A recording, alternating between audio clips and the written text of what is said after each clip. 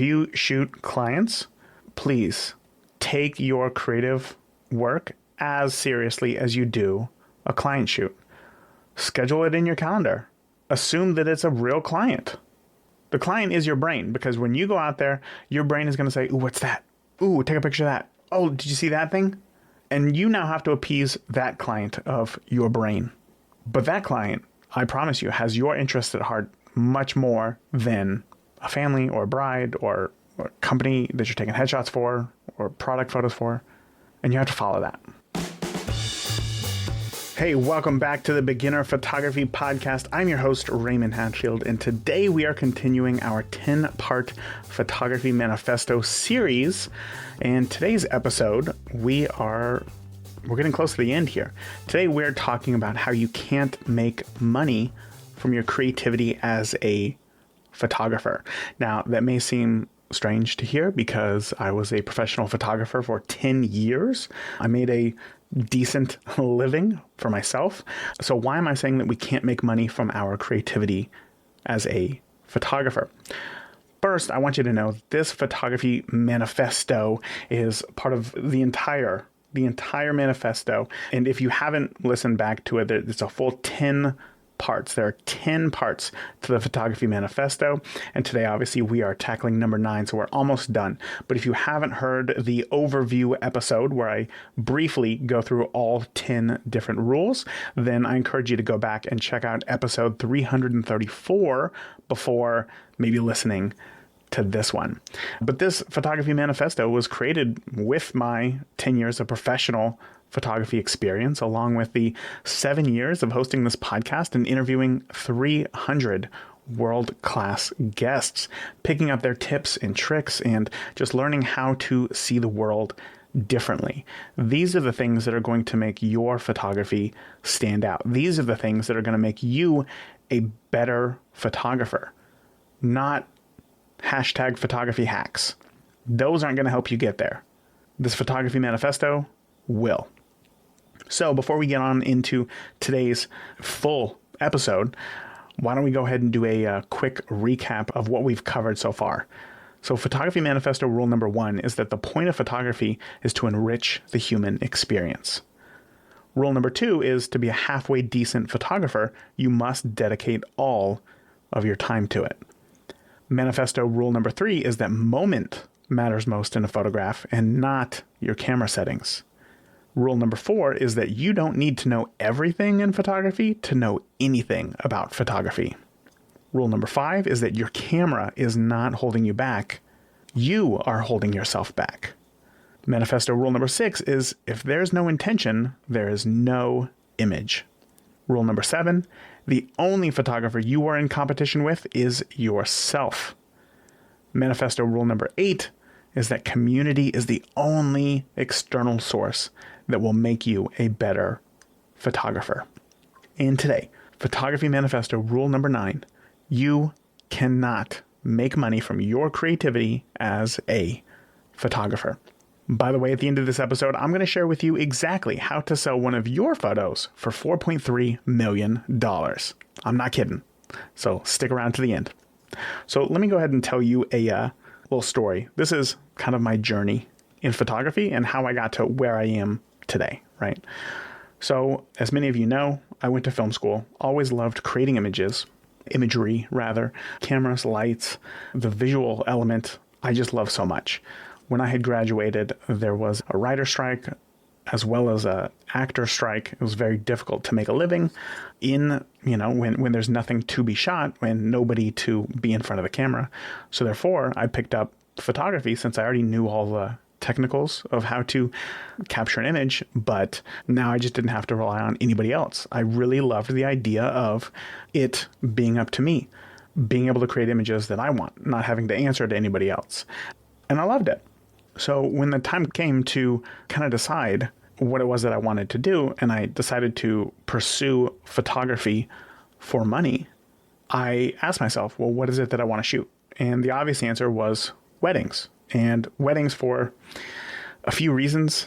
But honestly, the biggest one was that, well, it was financially the best decision for me at the time for my experience level.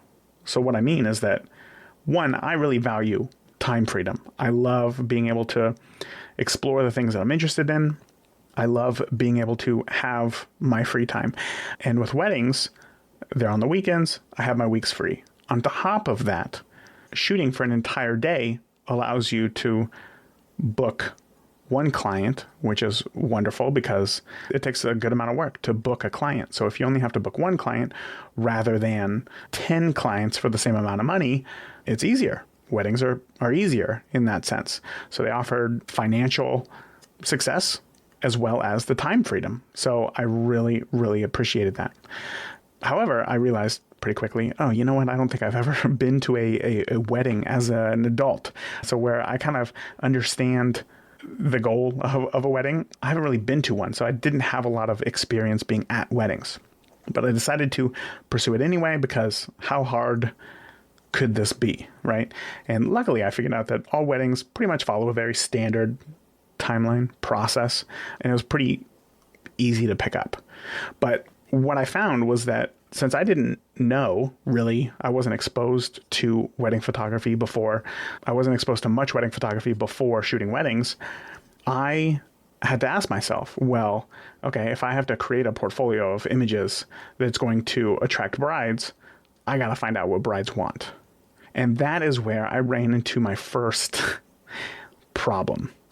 And the problem is that immediately, I started catering to brides' expectations rather than any sort of personal style that I might have had. And that's because I thought I have to cater to brides. They want a very specific thing. There are very popular wedding photographers. Clearly that they know what brides want. So let me just copy that. So immediately I turned off the ears in my brain that listened to my creative, artistic decisions, right? And this is a problem because now I'm basing my success on external factors, being the bride. My success isn't determined by my own litmus test, by my own response and my own ideas and how I feel about an image. It is determined almost 100% on the bride. Okay, so I start showing up to weddings. I understand kind of the flow of the day. I start taking photos. You know, I'm getting those beautiful moments. The bride seeing the grandma for the first time, and that first look when the couple are together, and like these are great. And I'm able to, with my eye for composition and light, be able to get images that are much more than just a snapshot that somebody could walk into the wedding and take. And this was good because now I was proving my worth to these brides. The brides started to like my work. They were like, this is great. Thank you very much. I like this. And that starts to, oh, you like that? Okay, cool. I'm taking photos that my clients like, that people like. And that gives you a little bit of breathing room so that when you're at a wedding, maybe you'll see something and you think to yourself, ooh, that would be a really interesting photo. Let me go ahead and try something new here.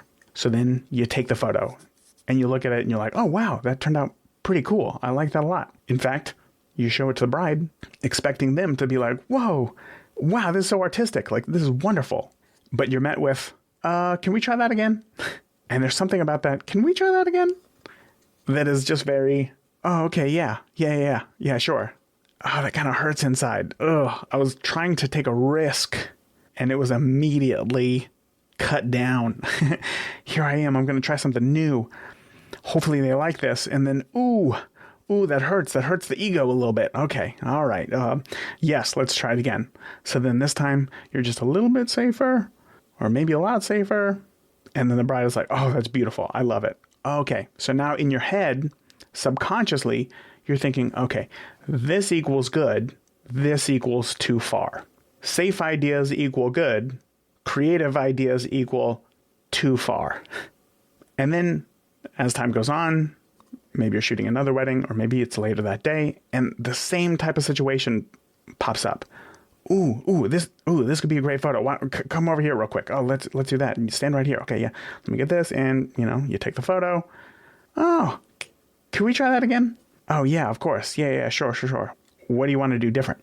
Oh, maybe we're just like looking at you. Looking at the camera.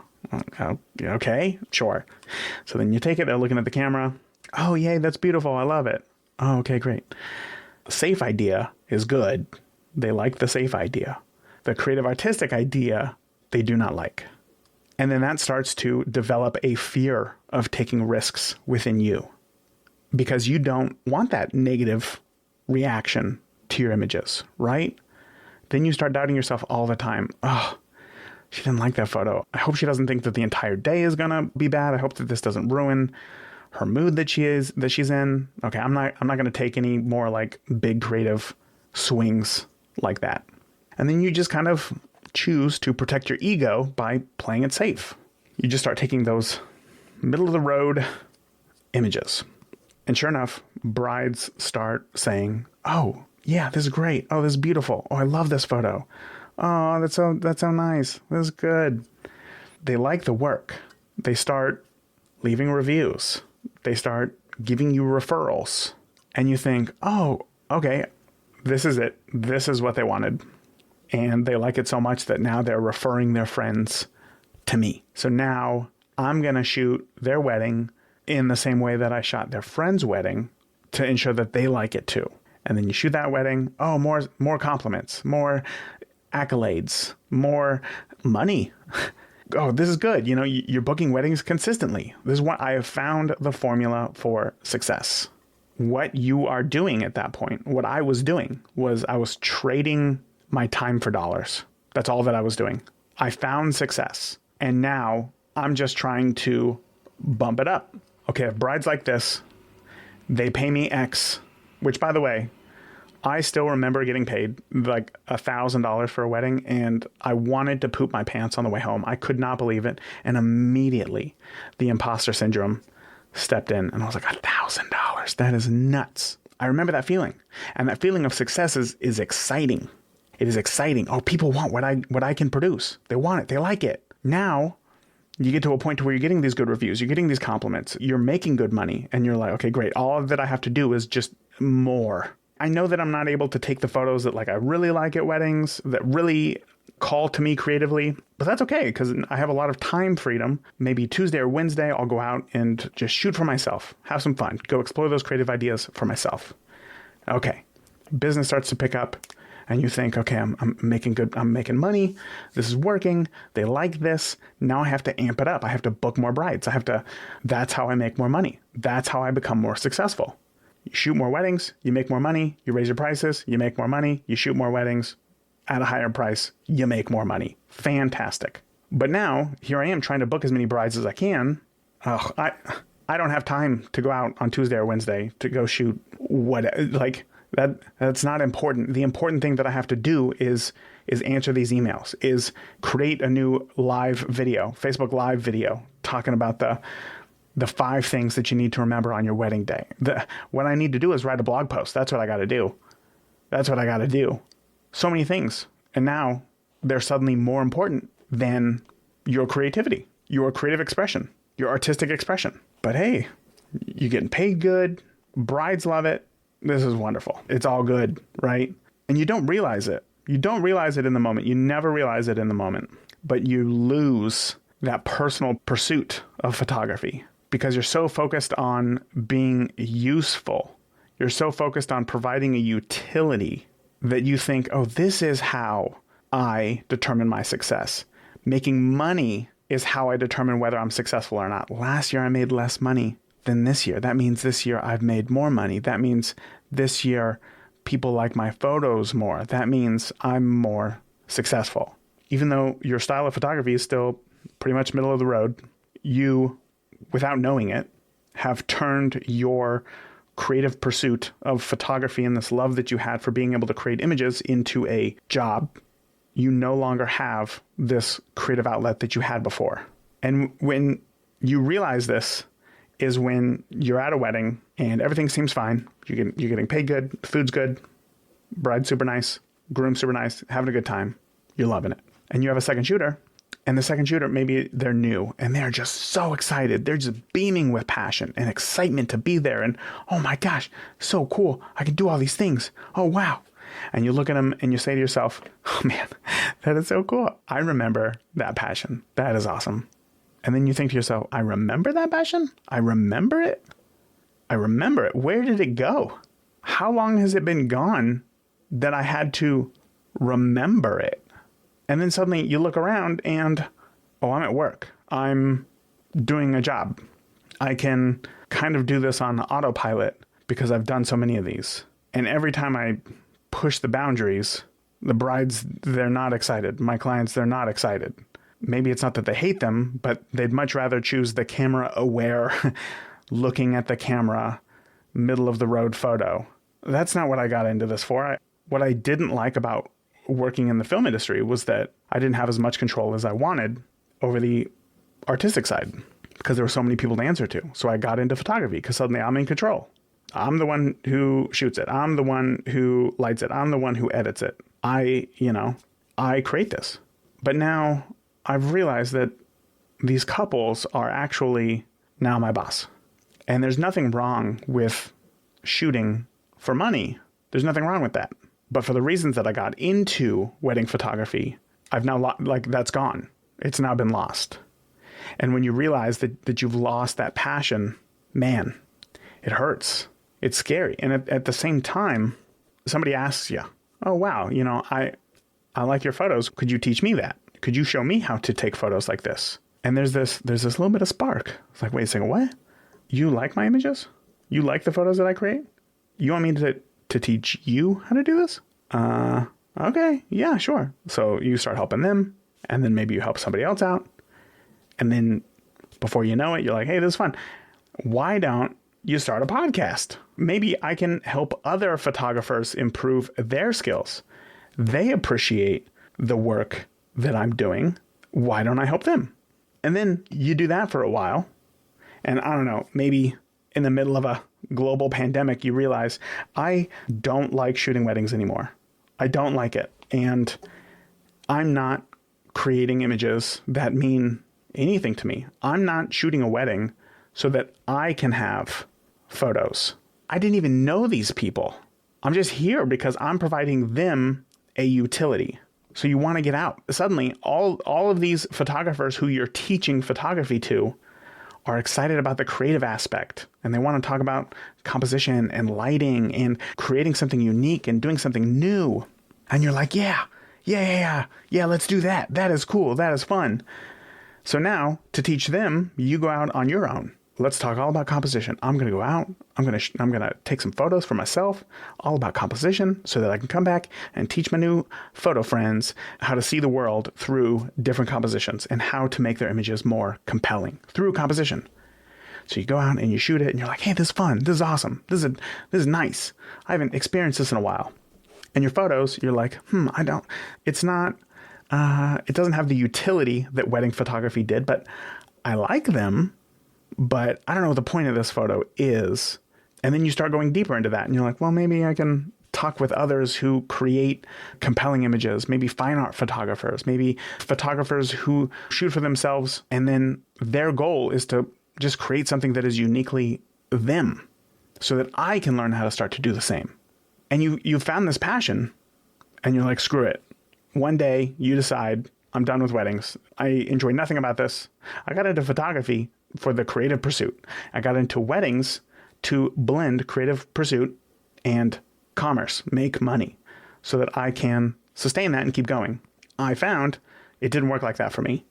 I had to readjust. Here I am readjusting. I want to take photos that are meaningful. Take photos that show the world through my own lens. Every single person on earth is unique. There's nobody else like you. Even if you're a twin. Actually, I can't confirm this, but I'm pretty sure that twins don't have the same fingerprints. And if that's the case, there's nobody else in the world like you. So that is a superpower.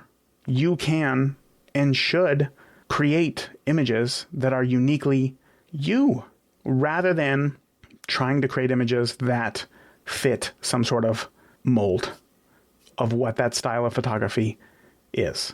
One thing I realized after leaving weddings is that if you want to be artistic with your work, if you want to create something from within you, if you want your vision and your ideas and the way that you see the world to come through in an image, one, that is art right there.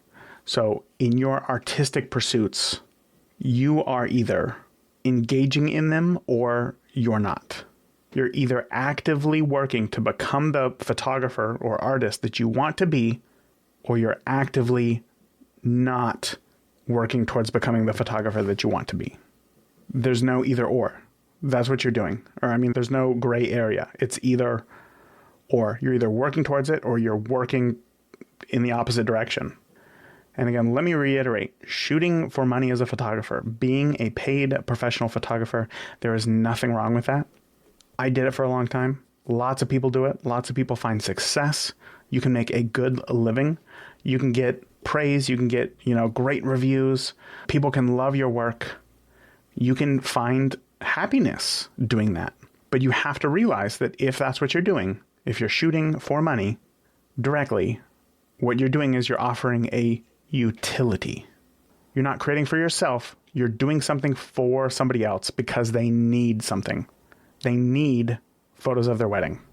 They need photos to put on a Christmas card. They need photos of their face for headshots for work. You are providing them a service that they cannot do themselves. And what's hard about that is that it's the artistic concessions that you have to make when working for money. Never have you given somebody money for something and literally expected nothing. You can give money to somebody and expect nothing in return. Maybe I'm never going to get this back, and that's fine, whatever. But when you do something for utility and somebody gives you money, they expect something from you and you expect something from them. There's an expectation between both parties. And when there's ever any sort of expectation, you can't be your most creative self. There's no possible way. Money is a form of external validation, right? If somebody gives you money, somebody outside of yourself likes your work enough to give you money. You don't control them, but they like it enough to decide to give you money.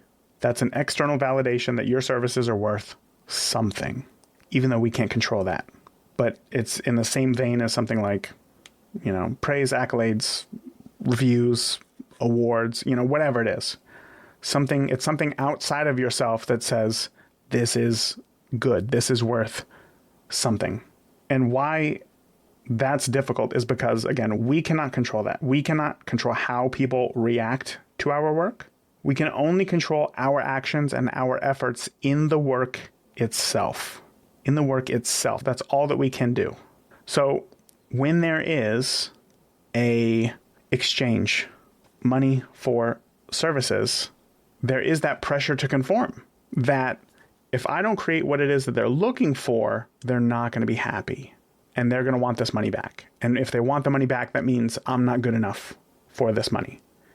You will make compromises when you know that somebody wants something specific, even if, let's say their family, this is a wild example. Let's say that you're doing family photos and you show up and you just see that the light is so beautiful on this stream in this park that you're at. And you think to yourself, I just want to shoot this. This is amazing. I want to explore this idea right now. So you go over there and you shoot that. And then you deliver those photos of that stream with this beautiful light coming in. No matter how beautiful those photos are, they won't like them because they're not in them. That external validation of being paid for your work, the external validation of getting awards for your work, the external validation of everybody saying that this is great, we love this, screws everything up. There's this phrase, I don't know where it came from, I don't know who it is, and I'm probably going to butcher it, but I remember in the moment thinking, oh wow, I never thought about it like that. And it is that somebody else's opinion of you is of no concern to you. Let's apply this to the world of art, the world of creativity. The goal of any photographer is to see something in their head and with no problems, translate it in an image. That's the goal. That's the ultimate goal. That is the ultimate goal. You see something in your head and you say, wow, there's something about this that I love. You know exactly what it is. You go to take the photo and you capture it exactly how you wanted it to. That photo is going to be perfect. Again, these are dream situations, but this is the goal. And if you were to achieve that and somebody comes along and says, this is trash, well, you know that it's not, because you had this idea in your head, you went for it, and you captured it exactly. So their opinion of what you have created is worthless. It is of no concern to you. Now, let's say that that person has given you money for what you create. Suddenly, you have an obligation to do something else, to fix this problem. And that is going to introduce, once again, a fear of taking risks, a fear of trying something new. And that is going to create burnout. When you start shooting for everybody else, you are going to get burnt out. When you take on too many projects, paid projects, and you have no time for your own personal work, for reflection, for education and growth, to get to where you want to be as a photographer, that is the Autobahn to burnout right there. And you may be thinking to yourself, I'm so new in my journey that the idea of burnout isn't even on my radar. I don't even need to listen to this. But it all starts from the first decision. It all starts from the first decision to start charging for your work. So now, 30-something minutes into this episode, you realize, should I not charge for my work? And you can absolutely charge for your work. You can absolutely charge for your work and be a creative, expressive, artistic photographer. You can be the photographer who you want to be. But to do that, you have to maintain two different hats as a photographer. You have to have one hat that says, I'm a paid photographer. I am supposed to be here. I'm going to shoot for you, so that when you put on that hat, you know that concessions are going to be made artistically to get this client exactly what it is that they're looking for and what they need, what they want. And you have to be okay with that. And then when you leave that shoot, you take off that hat. And when you go shoot for yourself, you have to put on another hat, a different hat that says, and by the way, you can't see me, but I'm air putting on a hat, like playing air guitar, I'm air putting on a hat right now. I bet this looks ridiculous to anybody walking by my window right now. Like, what is he doing? Is he tipping his hat, his imaginary hat? And that's exactly what's happening. But you have to put on another hat. I did it again. You have to put on another hat that says, I'm okay with following whatever my brain's ear says I should do. Whether it's, you see a patch of light that is different than others. You see a composition that is different than others or unique. You see some colors that stand out. You see a subject that says something to you. You have to chase that. You have to chase that in that moment. And you also have to know that you'll never be forced to show your photos if you don't like them. In fact, if you were to leave right now, you could just press delete on your memory card and nothing bad would happen. If you formatted a memory card after you left a wedding, you would be in a world of problems.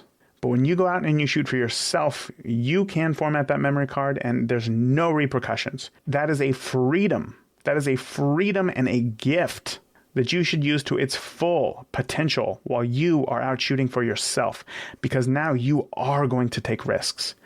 There is no fear, because what's the worst case that happens?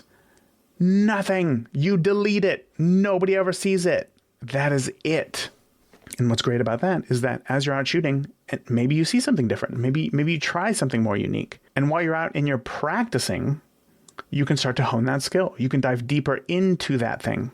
You can have a higher aptitude of whatever that skill is, whatever that thing is that you have found interesting while you are out shooting personally for yourself.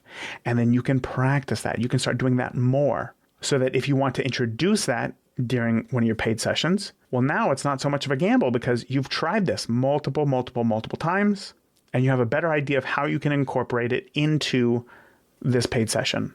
But if you see something while you're out shooting paid for the first time, and then you go to attempt that, it's going to be garbage. It's going to be. And you have to be okay with that. It's going to be garbage. It's not going to be good. And then you're going to get that, can we try that again? And then you're never going to want to take risks after that. So you have to have two hats. Two hats. They can never be combined. You can use your skill as a photographer. You can use your experience as a photographer. You can use what you have learned in creating unique images as a photographer in your paid work. But there will always be a level of expectation, always, when money is involved.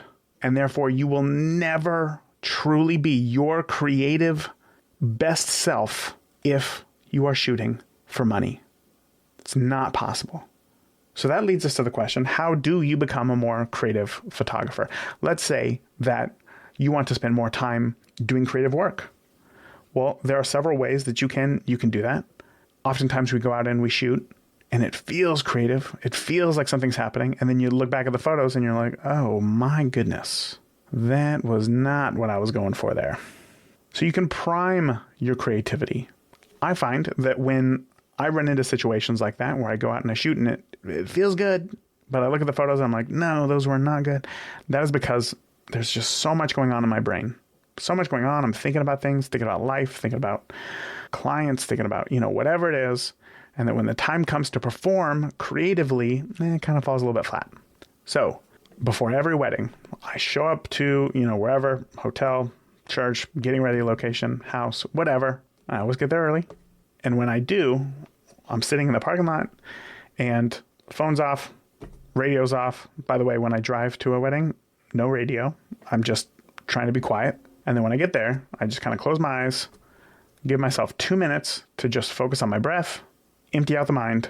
And then when I walk in, I'm fully there. I'm there. I'm in the moment. I've never been in this location before. I'm looking around. My eyes are fresh. And that can help me to create more unique images, more creative images at a wedding. I can feel more creative at a wedding.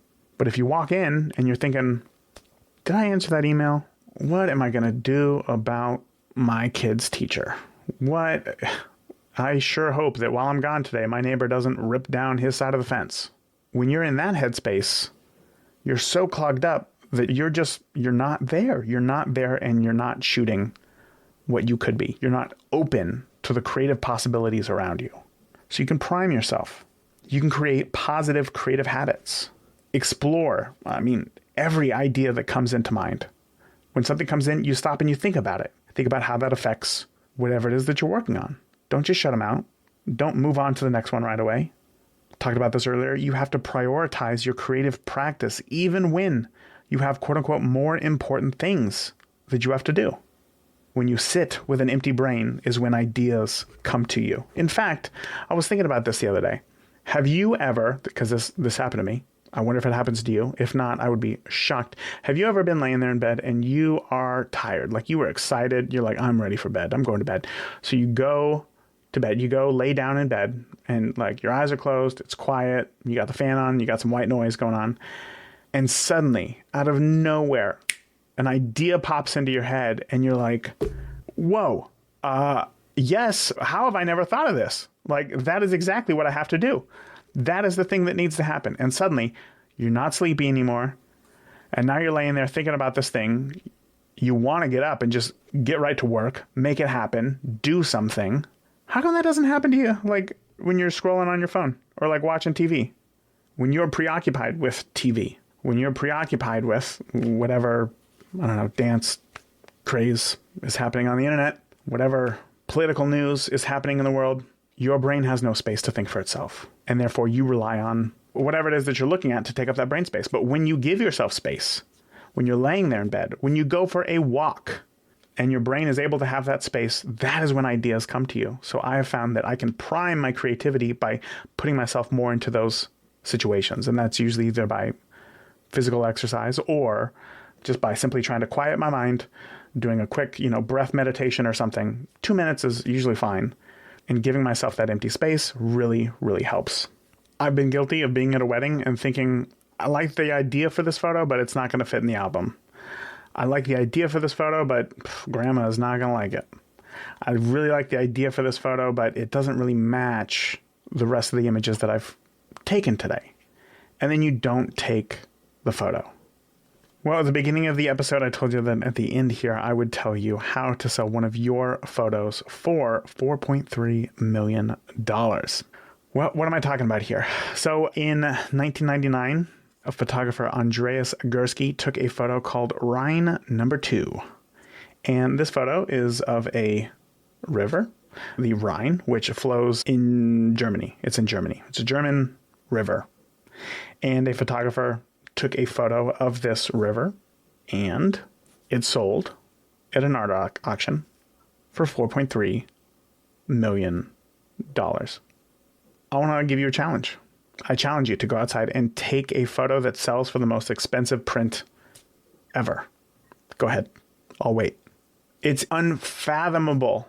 You can't begin to think to yourself what that image would be. The only ideas that could possibly come to mind are, what are other expensive photos that have sold? What makes them different? And then how can I start to do that? But let me ask you, do you think that Andreas Gursky thought to himself, how do I make a photo that sells for $4.3 million? Because I promise you, he didn't. There's no possible way that that could happen. So how does he sell a photo for $4.3 million? Here's the thing. The art world is crazy. The world of what is valuable as art and what is not valuable as art, there's a million things that go into it. But what I can tell you is that Andreas Gursky is a very accomplished photographer, very well known, has a large history and portfolio of creating images that are unique to him. I don't think that you look at any of these photos and you say, this is groundbreaking. Nobody has ever seen anything like this before. But what he's able to do is communicate his vision well. Now, how is that possible, Raymond? You just spent this whole time saying that if you're working for money, you can't be your true artistic self. And I will say that that is true for the vast, large majority of you. And in fact, somebody like Andreas Gursky, I've never spoke to him. I don't know his philosophy on the professional side of photography and charging for money. But I will say that as a photographer of a certain caliber, oftentimes you have representation. You have an agent per se, right? Or an agency rather, that handles a lot of elements of the business side of photography. Things like promotion, obviously the sales and marketing, the negotiating. They set up exhibits for you. They can collect feedback. There's some legal protection. There's guidance as well, logistical support. So there's a lot of things that maybe an agency will take care of that frees you to be your creative self. But you can't just go hire an agency. Like, you have to be approached. And the only way that that's going to happen is if they see something in your work that is unique that others aren't doing. And even then, at that point, they're still taking somewhere between like a 30 and 50% commission, according to what I found online. I don't know any actual numbers. But they can also guide your vision and tell you, you know what? You need to start shooting in this way because that is what people are buying right now. And once again, it could feel like you have a boss. So you have to toe that line that very fine line. And that is about the only way to have any possibility of shooting for yourself and earning money without feeling burnout or like you're working for somebody else. And being able, having that space and that freedom to be truly creative. So I want to challenge you today to practice being more creative with your work. If you shoot clients, please take your creative work as seriously as you do a client shoot. Schedule it in your calendar. Assume that it's a real client. The client is your brain, because when you go out there, your brain is going to say, ooh, what's that? Ooh, take a picture of that. Oh, did you see that thing? And you now have to appease that client of your brain. But that client, I promise you, has your interest at heart much more than a family or a bride or a company that you're taking headshots for or product photos for. And you have to follow that. I loved what I was doing, shooting weddings. I loved it up until I didn't. And part of me wonders if I made more of an effort to shoot for myself and express myself creatively myself. Well, very selfish.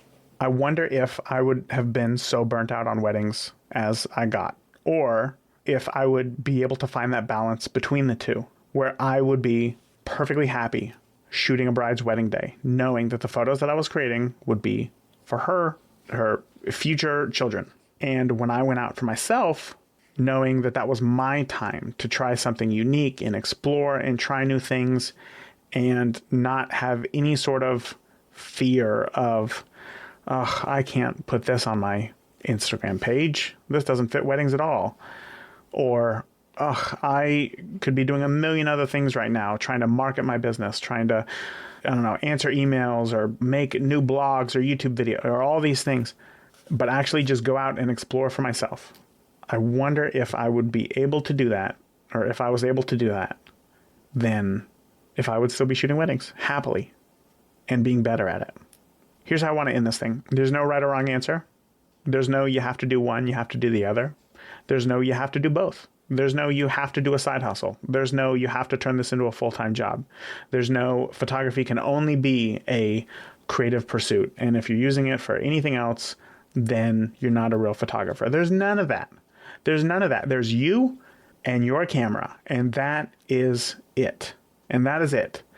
You have to decide what is right for you. You have to decide if you purely want to use photography as a creative pursuit. You have to decide if you want to attempt making money with your camera, and you have to decide what that balance is going to be for you. So go out and attempt that. At least try. I failed at that, but that doesn't mean that you will. That doesn't mean that everybody does. Go out and try something new. Actively work on becoming the photographer that you will want to be. Otherwise, you're actively working to become the photographer that you don't want to be. That is it for this week. That is it for this manifesto episode of the Beginner Photography Podcast. I encourage you to go out and shoot more, because the more that you shoot today, the better of a photographer you will be tomorrow. Talk soon. Thank you for tuning into this week's episode of the Beginner Photography Podcast. If you enjoyed today's episode, please share it with a friend. Start a conversation. Grow together. That is it for this week. Remember, the more that you shoot today, the better of a photographer you will be tomorrow. Talk soon. Thank you for listening to the Beginner Photography Podcast. Keep shooting, and we'll see you next week.